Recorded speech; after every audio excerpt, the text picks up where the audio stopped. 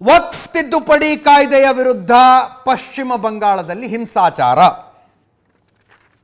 ಮಧ್ಯಾಹ್ನದ ನಮಾಜ್ ಮುಗಿಸಿದ ನಂತರ ಹಿಂದೂಗಳ ಮನೆಗಳನ್ನು ಟಾರ್ಗೆಟ್ ಮಾಡಿಕೊಂಡು ದಾಳಿಗಳಾಗಿದೆ. ಒಬ್ಬ ಅಪ್ಪ ಮಗ ಸತ್ತು ಹೋಗಿದ್ದಾರೆ.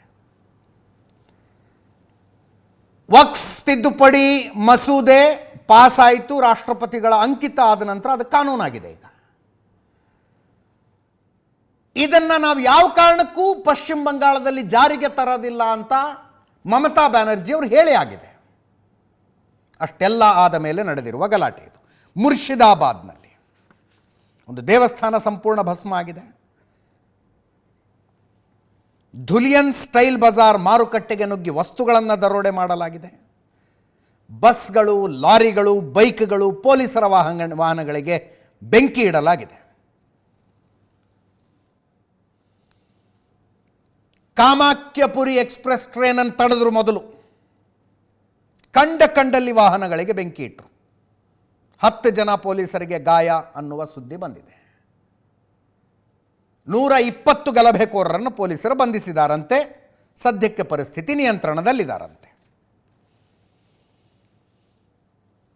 ಮುರ್ಷಿದಾಬಾದ್ ಜಿಲ್ಲೆ ಜಫ್ರಾಬಾದ್ನ ಶಮ್ಶೇರ್ ಗಂಜ್ ಪ್ರದೇಶದಲ್ಲಿ ಮನೆಗೆ ನುಗ್ಗಿ ತಂದೆ ಮಗನನ್ನು ಕೊಲ್ಲಲಾಗಿದೆ.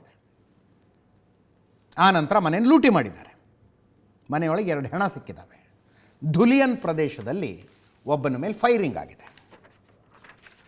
ಮಮತಾ ಬ್ಯಾನರ್ಜಿ ಶಾಂತಿ ಕಾಪಾಡಿಕೊಳ್ಳುವಂತೆ ಟ್ವೀಟ್ ಮಾಡಿದ್ದಾರೆ.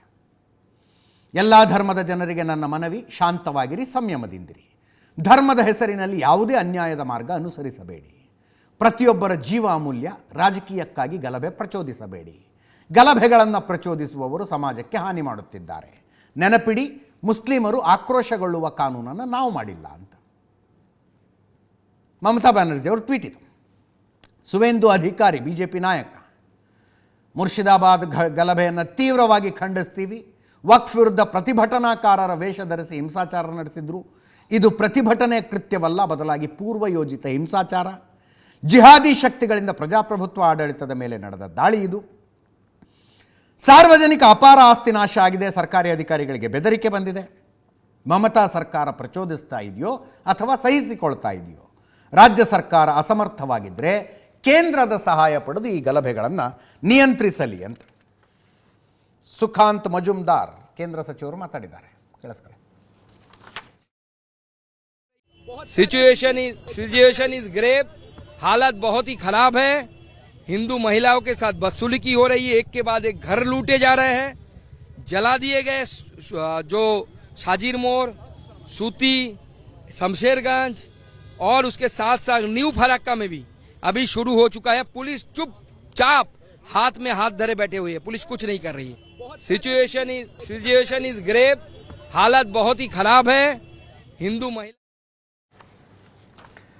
ದಾವಣಗೆರೆಯ ಕಾಂಗ್ರೆಸ್ ನಾಯಕರೊಬ್ಬರು, ಮಾಜಿ ಕಾರ್ಪೊರೇಟರ್ ಒಬ್ಬರು ವಿಡಿಯೋ ಮಾಡಿಬಿಟ್ಟಿದ್ರಲ್ಲ, CM DCMಗೆ ಮನವಿ ಕೊಟ್ಟರಲ್ಲ, ಪ್ರಯೋಜನ ಆಗೋದಿಲ್ಲ. ಕಬೀರ್ ಖಾನ್ ಅಂತ ಮಾಜಿ ಕಾರ್ಪೊರೇಟರ್ ದಾವಣಗೆರೆ ಅವರು. ಅದನ್ನು ಕರ್ನಾಟಕದಲ್ಲಿ ಯಾರೂ ಕೇಳಿಸ್ಕೊಂಡಂಗಿಲ್ಲ ನೋಡಿ. ಪಶ್ಚಿಮ ಬಂಗಾಳದಲ್ಲಿ ಕೇಳಿಸ್ಕೊಂಡಿದ್ದಾರೆ. ಕಂಗ್ರ್ಯಾಚುಲೇಷನ್ಸ್ ಕಬೀರ್ ಖಾನ್ ಅವರೇ, ನಿಮ್ಮ ಸೂಚನೆ, ನಿಮ್ಮ ಆದೇಶ ಅಲ್ಲಿ ಜಾರಿಗೆ ಬಂದಿದೆ. ಆ ಕಬೀರ್ ಖಾನ್ ಅವ್ರ ಮೇಲೂ ಒಂದು ಕೇಸ್ ಇಲ್ಲ.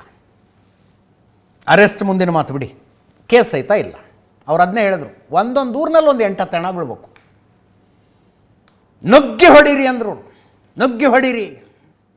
ಮನವಿ ಪತ್ರ ಕೊಟ್ಕೊಂಡಿದ್ರೆ, ಕೈಯಲ್ಲಿ ಪ್ಲಕಾರ್ಡ್ ಇಟ್ಕೊಂಡು ಪ್ರತಿಭಟನೆ ಮಾಡಿದರೆ ಪ್ರಯೋಜನ ಇಲ್ಲ.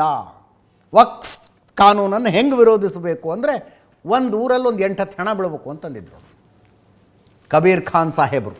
ನೋಡಿ ರೀಚ್ ಎಲ್ಲೆಲ್ಲಿದೆ. ಕಂಗ್ರ್ಯಾಚುಲೇಷನ್ಸ್ ಕಬೀರ್ ಖಾನ್ ಅವರೇ. ಇಷ್ಟೆಲ್ಲ ಮಾತಾಡಿ ವಿಡಿಯೋ ಮಾಡಿ ಅದಾದ ಮೇಲೂ ನೀವು ಮತ್ತೆ ಯಾವುದೋ ಊರ ಹಬ್ಬದಲ್ಲಿ ಹೋಗಿ ಕುಣಿದ್ಗಿಣಿದೀರಿ.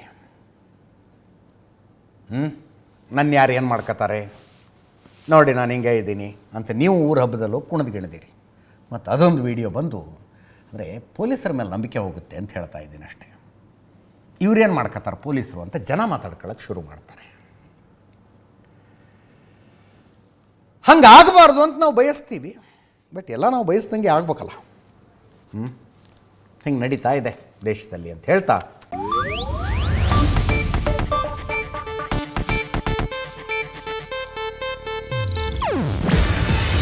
ಇದು ಏಷ್ಯಾನೆಟ್ ನ್ಯೂಸ್ ನೆಟ್ವರ್ಕ್ ಪ್ರಸ್ತುತಿ. ನೀವು ನೋಡ್ತಿದ್ದೀರಾ ಏಷ್ಯಾನೆಟ್ ಸುವರ್ಣ ನ್ಯೂಸ್.